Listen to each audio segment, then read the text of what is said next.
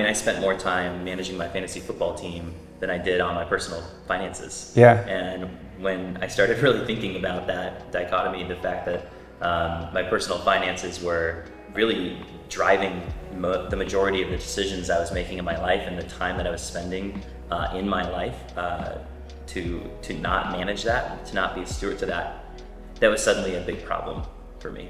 And I started thinking about that by accidentally running across you on that Tim Ferriss podcast that I listened to, and it was transformative and pivotal for me, to the point where driving to work, I actually just pulled over and decided to find an excuse to be late and just listen to the whole thing straight through. Wow.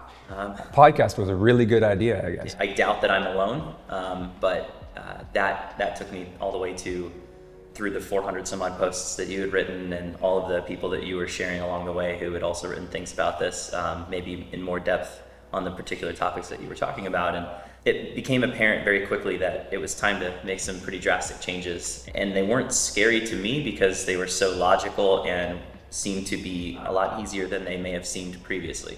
And so I think that's what you had done for me more than anything was it was almost like giving me hope towards a new life that I didn't actually even consider possible for myself.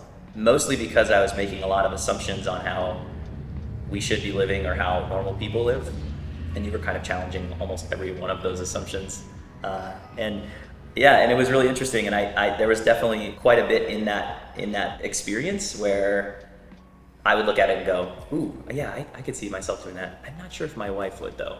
I get that a lot. Yeah, but I think the overall general ideas are pretty sound, and I think she would be on board with these too. And so, I started kind of putting plans in place to show her more about the things I was learning. And that was one of the other problems, was I felt like I had this plethora of information, but it had actually taken me a pretty decent amount of hours invested to have all of that information up here, and to try to digest all of that out or regurgitate it back out was sometimes difficult, because I wouldn't be able to provide all the nice context that you would often be able to do, or some of the research that you put in, or the ways that you phrase things. I wasn't always able to just bring those back out. And so I started encouraging my wife to spend a little bit of time herself on your blog and some other podcasts that I had found and heard.